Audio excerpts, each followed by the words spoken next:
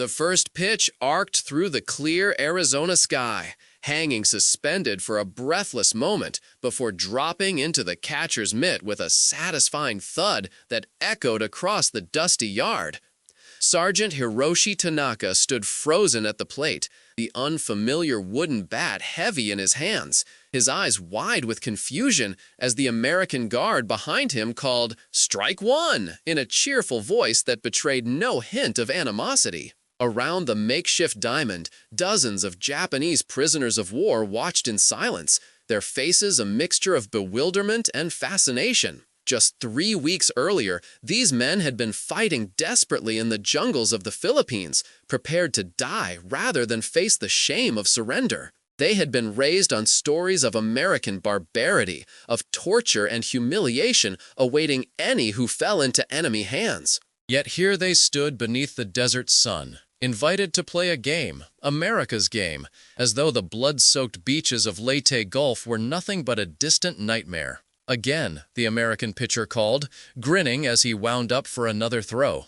"Watch the ball this time." The sergeant tightened his grip, confusion etching deeper lines into his already weathered face. What strange form of psychological warfare was this? What did these Americans hope to gain by teaching their sworn enemies the rules of baseball? As the second pitch hurtled toward him, a question whispered through his mind. One that would haunt not just him, but thousands of other Japanese prisoners in the months to come. How could an enemy who treated its captives with such unexpected humanity be the same demons they had been trained to fight to the death? The journey that brought Sergeant Tanaka and his fellow prisoners to this Arizona camp had begun with terror. Captured near Manila after their unit was decimated by artillery, they had huddled together in makeshift holding pens, certain that execution awaited. Imperial military doctrine had been explicit. Surrender meant disgrace, and those who survived to be captured deserved whatever brutality followed. As landing craft transferred them to transport ships,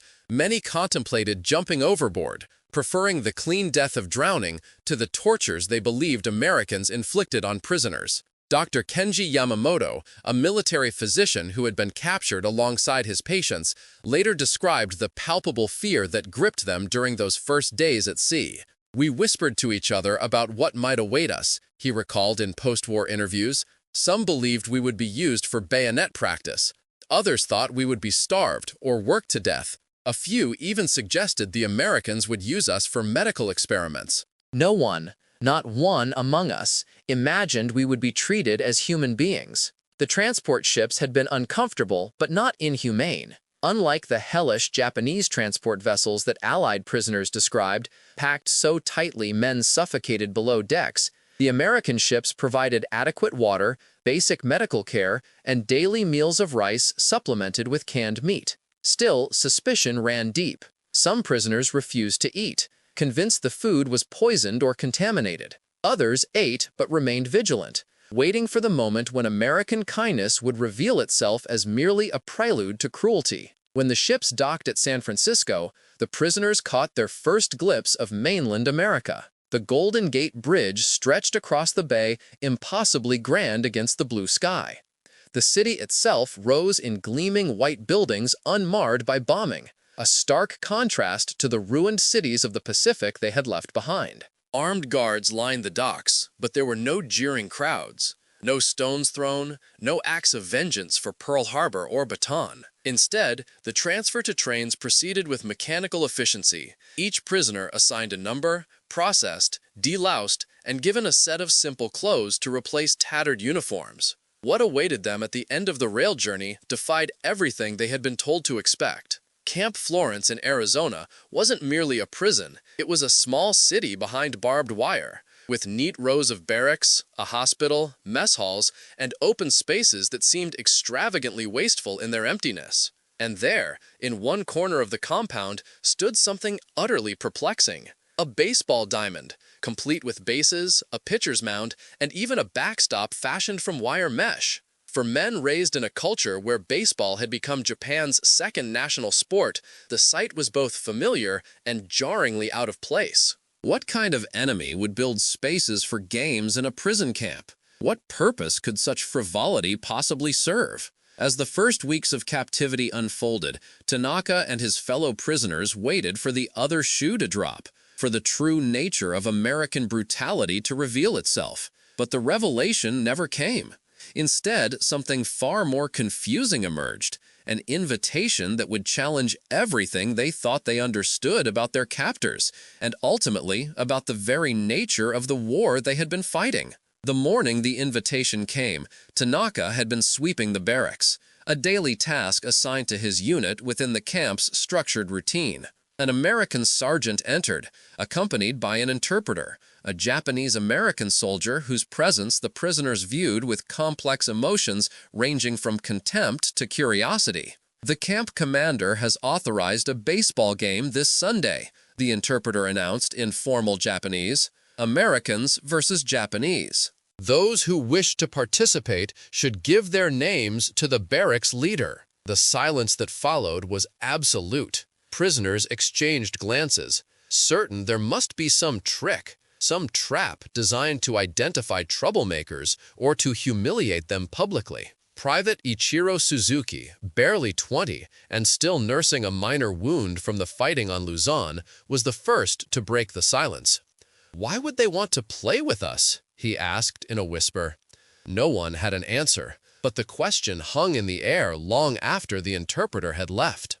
That night, heated discussions broke out across the barracks. Some argued it was a propaganda exercise, something Americans would photograph to show how humanely they treated prisoners. Others insisted it was a form of psychological warfare, intended to soften their resistance or extract information. A few even suggested it might be a setup for punishment. Those who played poorly would be denied rations or subjected to harsh treatment. Yet beneath the suspicion lurked something else, a flicker of interest, of curiosity, perhaps even of desire. Baseball had been part of Japanese culture since the late 19th century, played in schools and communities across the country. Many of these men had grown up with the game, had followed the exploits of professional teams in Tokyo and Osaka. The thought of holding a bat again, of feeling the satisfying crack of a well-hit ball, of running bases under open sky, it tugged at memories of a time before war, before killing, before surrender. By morning, 16 men had volunteered, Tanaka among them. Whether driven by curiosity, boredom, or a complex need to prove themselves even in captivity, they committed to the strange contest.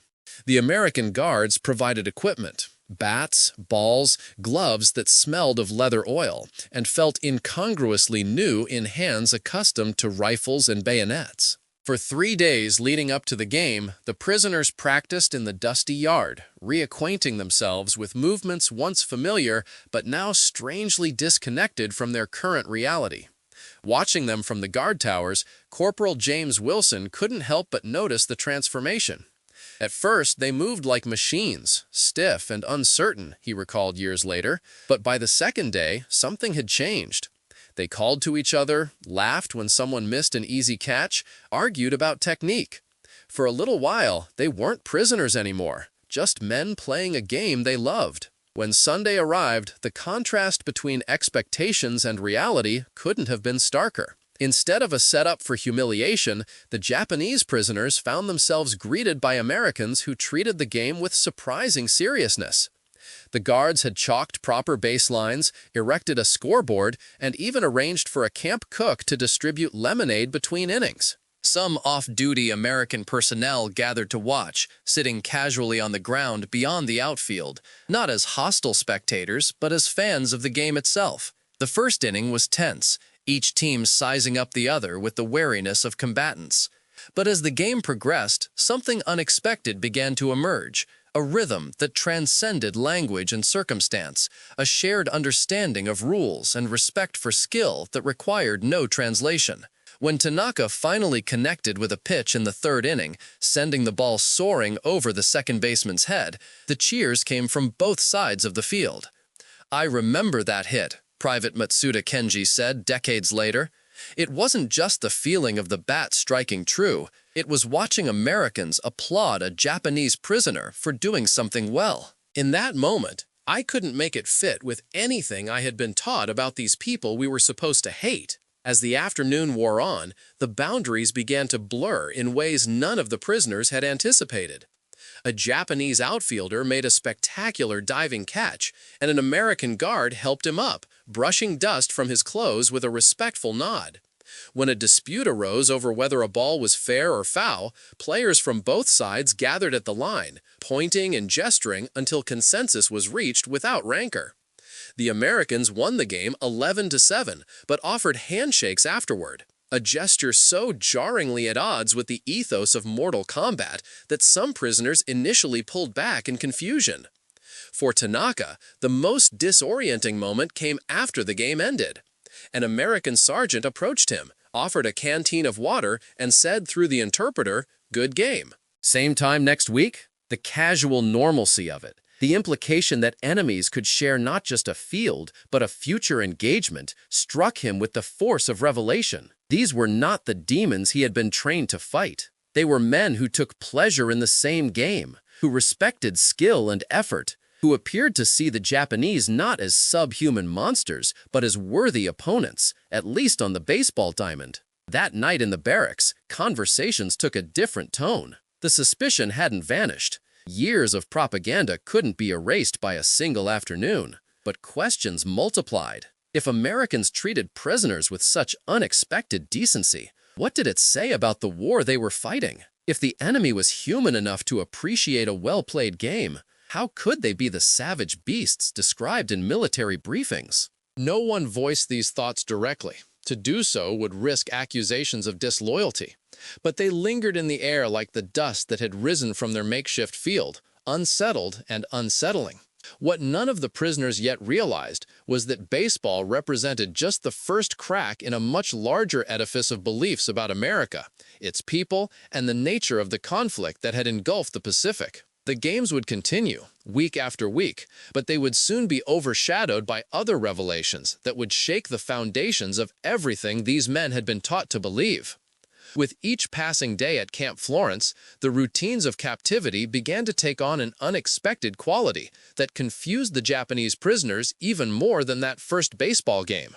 It wasn't just that physical abuse was absent, though this alone contradicted everything they had been told to expect. It was the systematic, almost methodical way that American abundance revealed itself in even the most mundane aspects of daily life. The mess hall became a focal point of astonishment.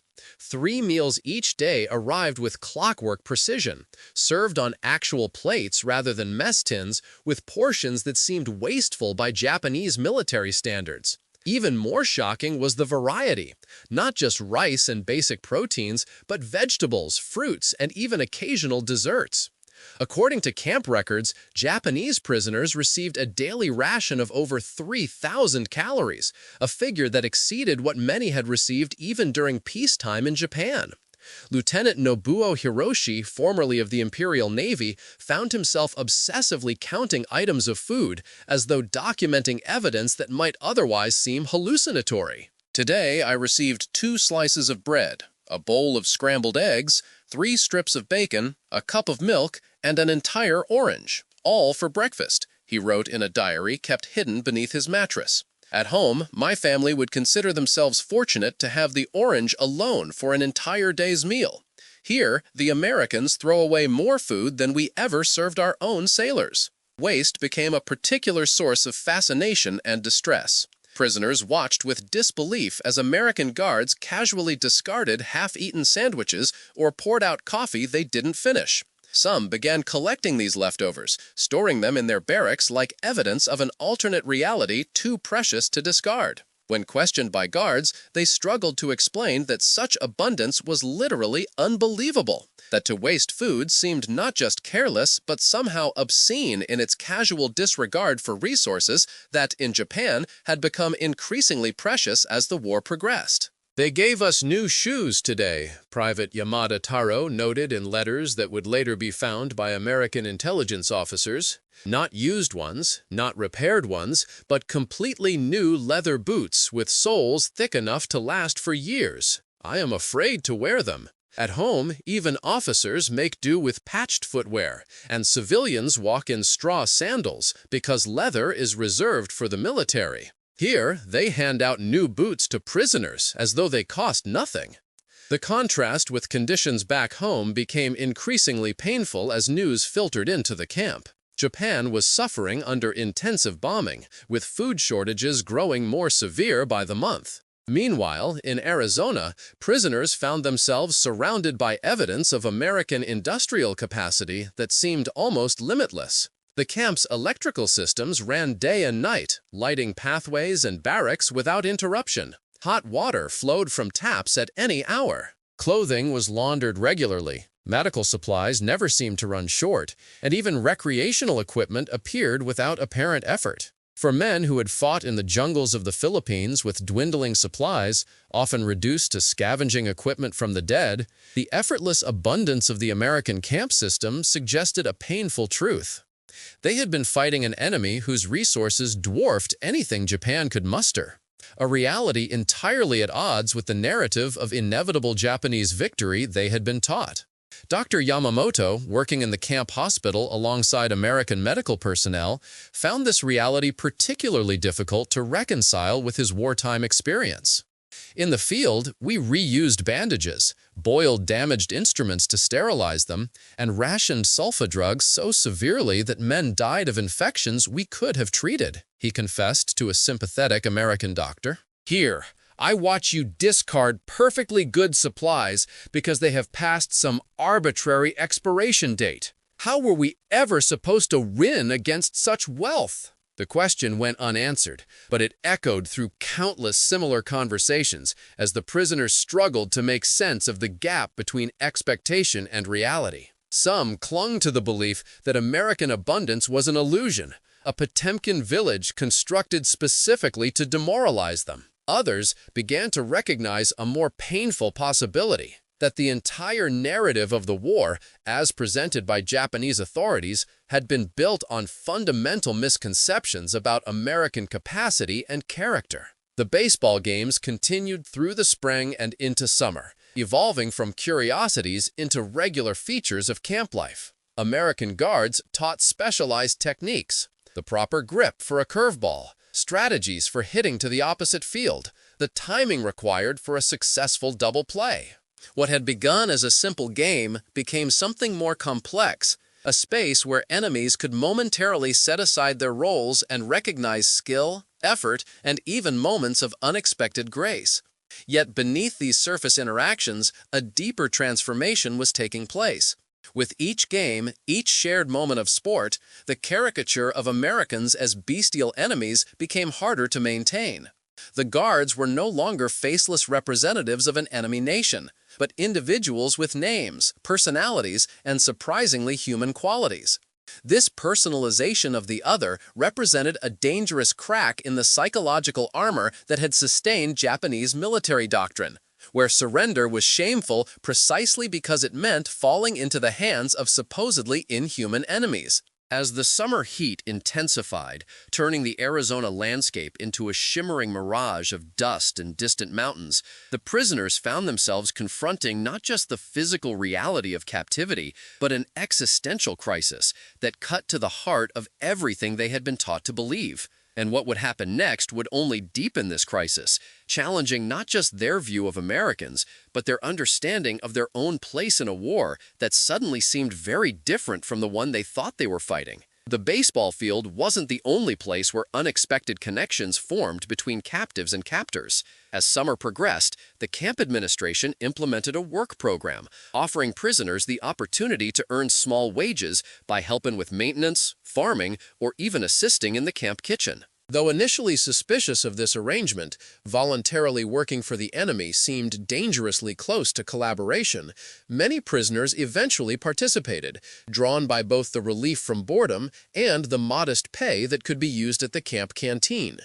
These work details created new spaces for interaction, ones that often revealed surprising commonalities. Sergeant Matsuo Kenji, assigned to kitchen duty, found himself working alongside Private First Class Robert Johnson, a farm boy from Nebraska who had been deemed unfit for combat due to a childhood injury. Despite the language barrier, the two men developed a system of gestures and simple phrases that allowed them to coordinate their work, peeling potatoes, chopping vegetables, and preparing the enormous quantities of food required to feed the camp. The American showed me pictures of his family farm, Matsuo later recalled, fields of wheat so vast they disappeared into the horizon. Machines that harvested in a day what would take a Japanese village a month. I wanted to hate him for this abundance, to see it as more evidence of American excess. But what struck me most was the pride in his eyes when he pointed to his father standing beside their tractor. It was the same expression my own father had when he showed visitors our family's small vegetable plot. The scale was different, but the feeling was the same.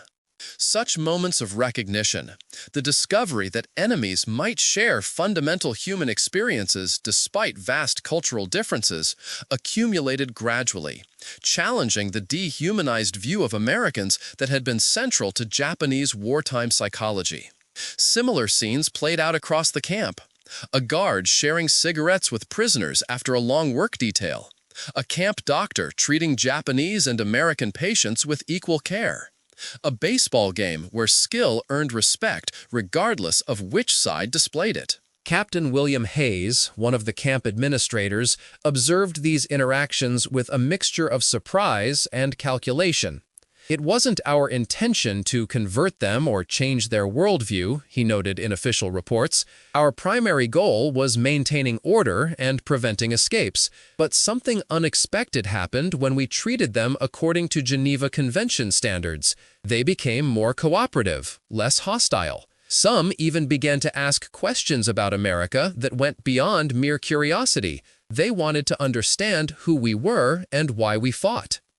These questions intensified as news from the Pacific filtered into the camp. American victories at Iwo Jima and Okinawa were reported in camp newspapers, along with accounts of firebombing raids on Japanese cities. For prisoners who had been taught that Japan was winning the war, that American forces were being decimated, and that victory was inevitable, these reports created a cognitive dissonance almost too painful to process.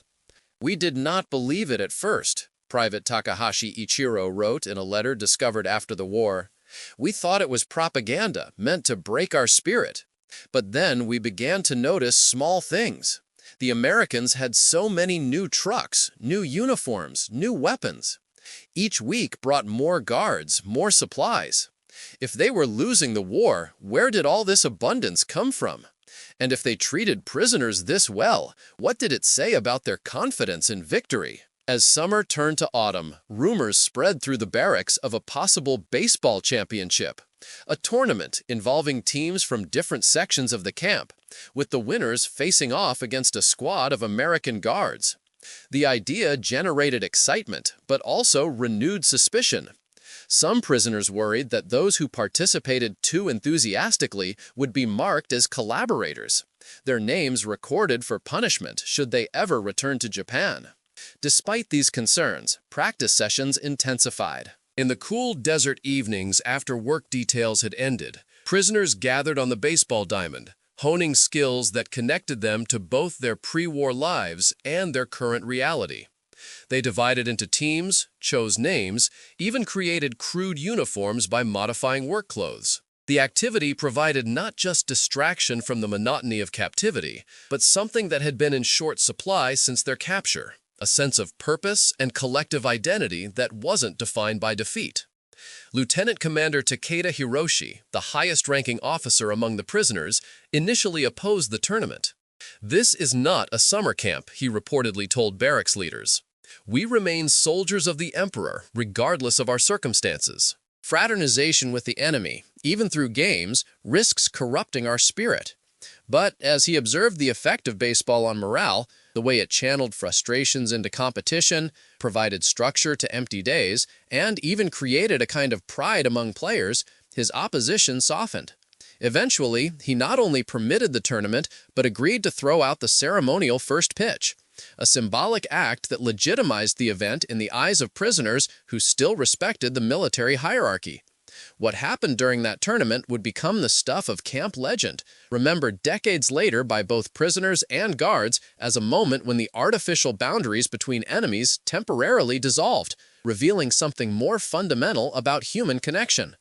And in the aftermath, the prisoners would face their most profound challenge yet, not from American mistreatment, but from American humanity in the face of a devastating revelation about the war itself. How do men who have been conditioned to die rather than surrender reconcile themselves to not just survival, but to moments of unexpected joy in captivity? This question haunted many of the Japanese prisoners as the baseball tournament progressed through its early rounds, teams competing with an intensity that seemed to grow with each game. For men raised in a culture where athletic competition carried significant meaning, where dedication to sport was seen as reflective of moral character, the games took on an importance that transcended mere recreation.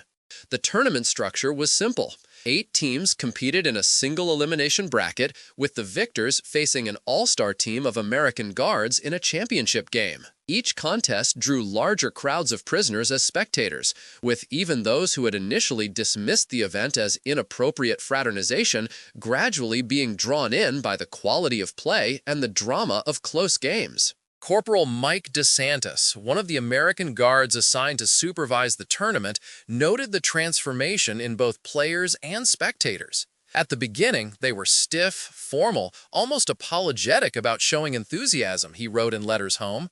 But by the semifinals, they were cheering, arguing calls, living and dying with every pitch. I've seen college games with less passion. It's the damnedest thing. These guys were trying to kill us a few months ago, and now we're arguing about whether a ball was fair or foul like we're at Yankee Stadium. The semifinal game between teams representing Barracks 4 and Barracks 7 became particularly legendary. Tied after 9 innings, the game extended into extras, with players executing squeeze bunts, stolen bases, and defensive plays that drew admiration from even the American guards watching from the sidelines.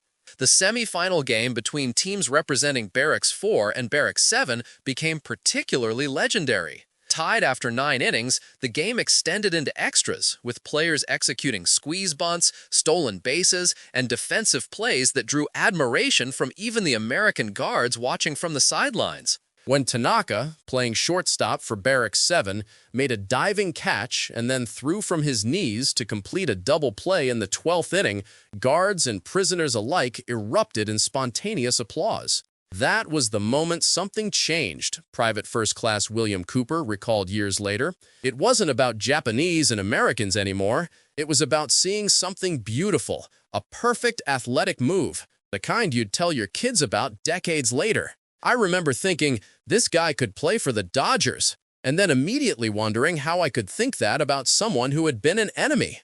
The championship game, held on a clear October afternoon, drew virtually the entire camp population, with prisoners and off-duty guards filling the makeshift bleachers constructed for the occasion. Barracks 7, having prevailed in the semifinal marathon, faced the guard team in a contest that camp administrators had begun to recognize as something more significant than a mere diversion. Captain Hayes even arranged for a photographer to document the event, sensing that it represented something worth preserving, a moment when humanity asserted itself despite the barriers of language, culture, and war.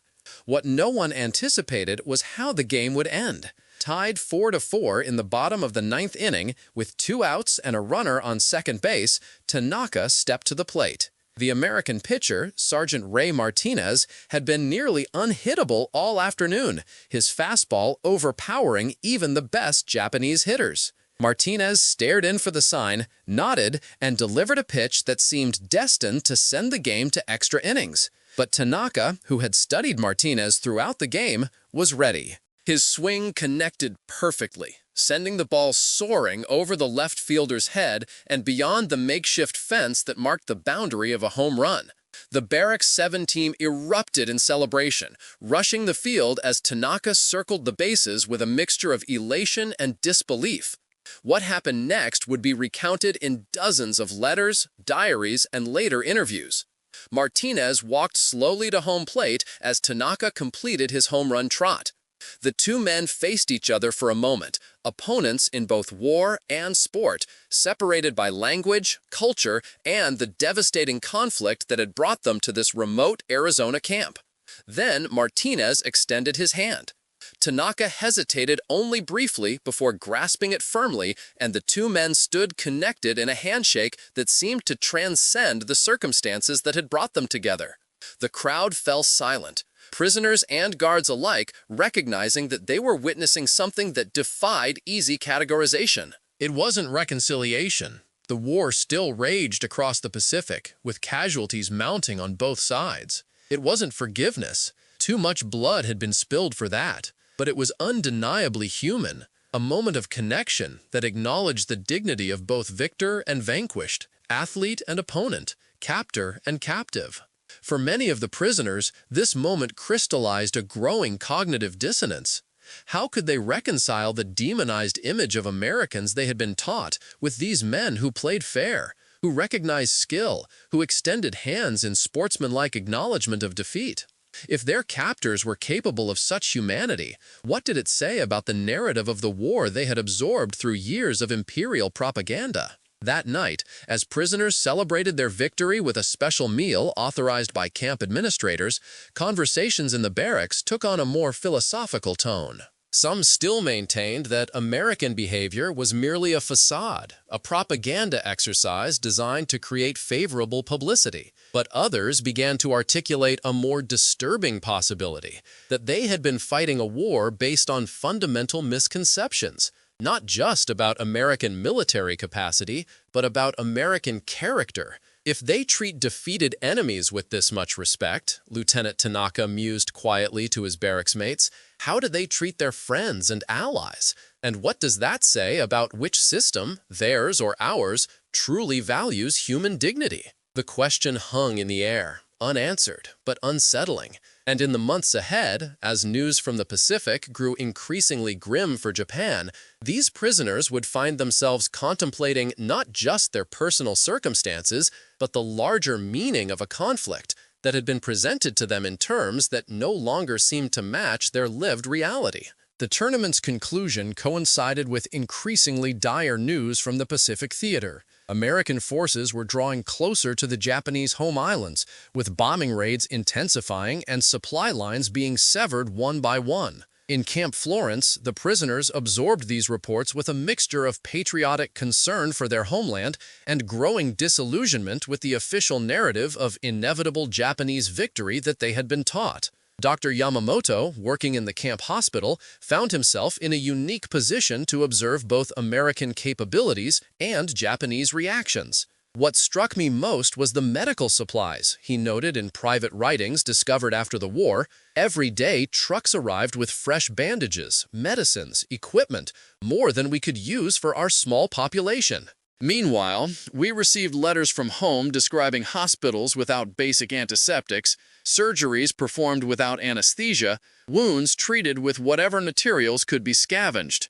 The contrast was too stark to ignore. This abundance extended beyond medical supplies to every aspect of camp life.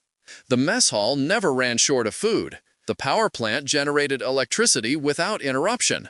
Hot water flowed from showers at all hours. For prisoners who remembered the increasing privation of Japanese military life, where resources had grown scarcer with each passing month of the war, the implications were uncomfortable to contemplate. We were told America was a paper tiger, that their industrial might was exaggerated, that their soldiers were soft and undisciplined. Sergeant Ito Kazuo recalled in post-war interviews. Yet here I saw evidence of strength that made our own efforts seem almost childish by comparison. One supply truck delivered more food in a day than my entire battalion received in a week during the Philippines campaign. How could our leaders have miscalculated so dramatically? This question became more pressing in August of 1945, when news of atomic bombing and Japan's subsequent surrender reached the camp. The initial reaction was disbelief, followed by profound shock. Many prisoners refused to accept the reports, dismissing them as another form of psychological warfare. But as confirmation came through multiple channels, including official communications from the Japanese government transmitted through neutral Switzerland. The reality became impossible to deny. Japan had surrendered. The war was over, and these men, who had expected to die rather than be captured, who had prepared themselves for torture or execution, would instead be returning to a homeland they barely recognized. In the aftermath of this news, the baseball diamond took on new significance. Prisoners gathered there not for games. Those had been temporarily suspended, as everyone processed the implications of surrender, but for conversations that would have been unthinkable just months earlier. Former enemies sat together on bleachers or in the shade of the backstop, attempting to make sense of a world fundamentally changed by both the war's end and the terrible new weapon that had hastened it. An American sergeant asked me what I thought would happen next, Lieutenant Tanaka wrote. I had no answer. All my life I had been taught that Japan was ascendant, that our divine mission was to lead Asia, that our spirit would triumph over Western materialism. Now, I sat in the dust of an Arizona baseball field, watching the sun set over a country so powerful it could destroy cities with a single bomb, yet so confident it could afford to treat its captured enemies with dignity. This juxtaposition of overwhelming destructive power and unexpected humanitarian treatment created a profound moral dissonance for many prisoners. The America that had leveled Hiroshima and Nagasaki was the same nation that had provided them with medical care, adequate food, and even the simple pleasure of baseball games. How could these realities coexist? And what did it say about the nature of the conflict they had been fighting? In the weeks that followed Japan's surrender, as arrangements were made for repatriation, the prisoners experienced something few had anticipated: American efforts to prepare them for return to a devastated homeland. Camp administrators organized classes on agricultural techniques, basic construction methods, and public health measures, practical skills that would be needed in a country where infrastructure had been decimated by bombing. Perhaps most surprisingly, baseball equipment was included among the supplies the prisoners would be permitted to take back to Japan. Bats, balls, gloves, and even crude instructional manuals were prepared as part of what American authorities called cultural rehabilitation efforts. Captain Hayes, addressing the prisoners through interpreters, explained the reasoning behind this unexpected gift. Baseball is something our nations shared before the war, he said. Perhaps it can be something we share again now that the fighting is done. It's a game of rules and respect, of individual effort within a team framework. Those aren't American values or Japanese values. They're human values. For men who had been raised to see Americans as fundamentally alien, as cultural and racial enemies whose values were incompatible with Japanese traditions, these words represented a final challenge to worldviews already shaken by months of captivity. If their enemies recognized shared humanity, if they offered not vengeance but baseball equipment to rebuild cultural connections, how could the narrative of unbridgeable difference be maintained? As repatriation ships prepared to sail in early 1946, many prisoners found themselves looking back at Camp Florence with emotions they never expected to feel. Not just relief at surviving or anticipation of returning home, but a complex gratitude for treatment that had defied every expectation. They had arrived as soldiers prepared to die, encountered an enemy that treated them as humans worthy of dignity, and would depart carrying not just physical supplies, but profound questions about everything they had been taught to believe. Standing on the deck of the transport ship that would carry him across the Pacific, Sergeant Tanaka held a baseball in his palm, turning it slowly as the American coastline receded into the distance. The ball had been signed by both prisoners and guards who had participated in the championship game, a souvenir of a moment when enemies had briefly transcended the barriers that separated them. I came to America expecting monsters, he wrote in his final diary entry before disembarking in Japan. I found men who beat us in war, yet treated us with a humanity our own military did not always show its soldiers. I do not know what awaits us in Japan, a country transformed by defeat, occupation, and the shadow of new weapons. But I carry this baseball as a reminder that even in war's darkest moments, there can be glimpses of something better, something that speaks to what we might share rather than what divides us. The story of Japanese prisoners playing baseball on Arizona diamonds remains a footnote in the vast narrative of World War II, overshadowed by the horrors of island combat, the devastation of atomic weapons, and the massive reconstruction efforts that followed Japan's surrender.